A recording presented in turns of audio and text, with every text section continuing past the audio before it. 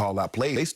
Does he realize, like, Lamar, offense is not the only one that study tape. They're not the only ones that study tendencies and formations and defensive fronts and position on the field. Defenses do that also. Skip, but, I mean, when I play defense, watch the run, watch the pass. I'm like, bruh, it's first down. We got to do one of those things. Yep. What the hell? You think we're going to punt it on first down? By the way, just quick point of order. At first, I thought he meant, for a second, I thought he meant that they were stealing signals or signs, but he's not saying that. It's just off tendencies that they're calling out it's a run or it's a pass. Skip, they're running the ball 60+% of the time on first down. 64%. So if I come out there and line up on first down, what the hell you think I think you're going to do?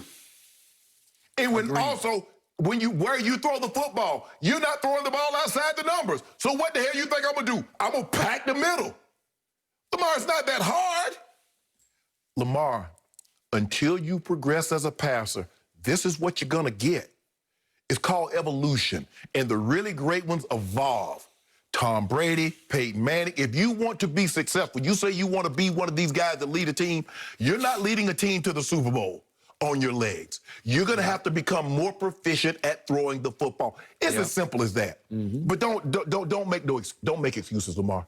Because when things were going well, I can assure you, they were saying the same thing last year, Skip, but you just beat them to the punch. You were just better. But now team says, I refuse to let Lamar Jackson run for 130, 110, 98 yards in a ball game. I'm going to make him throw the ball to beat us. And it's becoming more difficult because you haven't taken that next step of throwing the football. Don't put this on Greg Roman.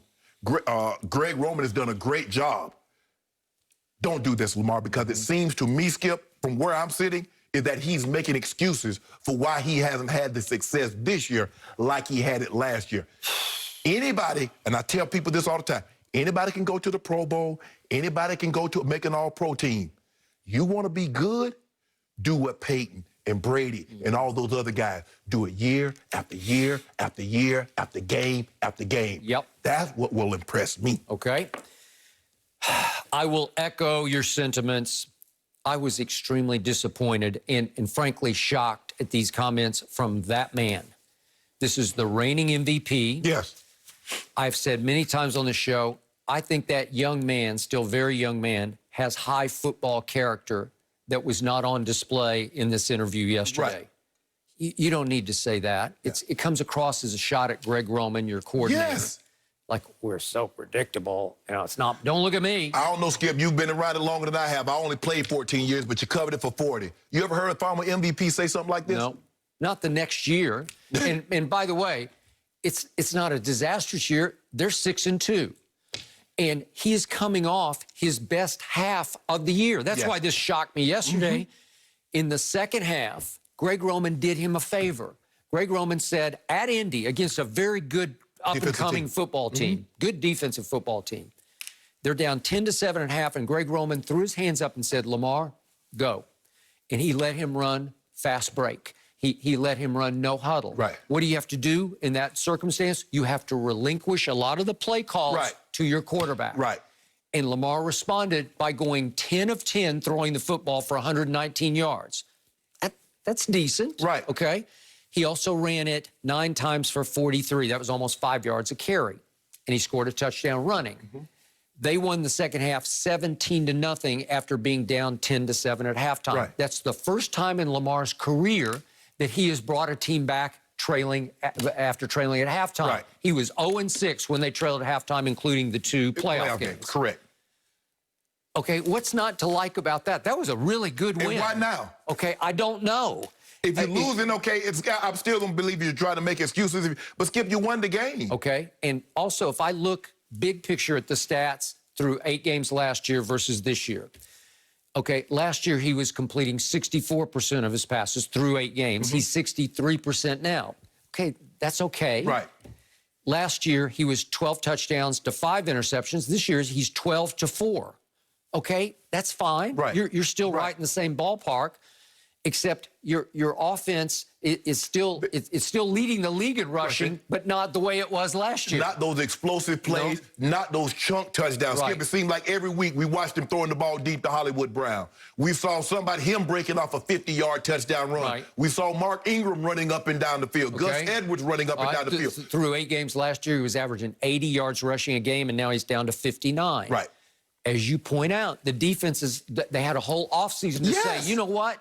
We just can't let him out. Right. We've got to make sure that we don't let him loose. Right. Right? Right. Okay? Correct. So he's having a harder time. They still lead the league in rushing with 170 yards a game, but last year they were averaging 206.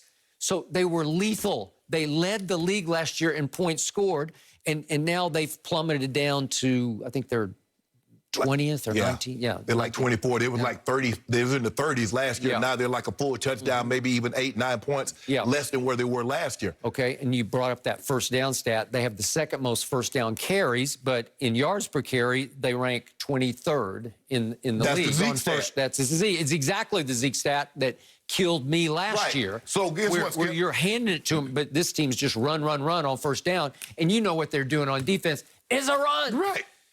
Because that's what you do 60% of the time Out on of first down. formations. You just see the formation, and they know that they have studied you, that they know you don't ever throw out of that formation. Thank you. And guess what, Skip? So if I stop you on first down, or so you get no yards, or you get 2 yards, it's saying today, knowing you, they're gonna run it again. So guess what? I'm gonna stack up. You're not gonna throw the ball until third down. Okay. So their run-pass ratio is about the same as it was last year. They just run a whole lot more plays last year than this year. Correct. Because they were possessing the ball longer, in part because they didn't turn it over as much. Right. And they were better on third down last year than they are this year. Right. But it's still not a disaster. Right. It's not time to take a shot at the offensive coordinator. 6-2, not 2-6. Okay. Well, is it a little bit of what I've asked Michael Vick about when we've had him on the show, that Michael Vick experience syndrome in Atlanta, where you're trying to live up to the hype? You know, right. I'm Madden. I'm on the cover of Madden. I got to live up. Right. I need numbers. No, you just need to figure out how to win games. Right, and we don't see as many of those top 10 highlight plays like we saw last year. The spin cycle and him diving over the top, Skip. There's none of that. And that's okay. You're winning. Your job is to win games, not to make highlights. Now, if you make highlights in the process of winning, so be it. Yeah. But, Lamar, you're going to have to advance at throwing the football. Yep. It's as simple as that. Well, I picked the Baltimore Ravens to win it all this year in large part because of that quarterback. And I thought yesterday was a bad look for him and a bad sign going forward for the Ravens. Thank you very much. Yeah, I didn't like that, Skip. Yeah. All right, guys. Are Kevin Durant and Kyrie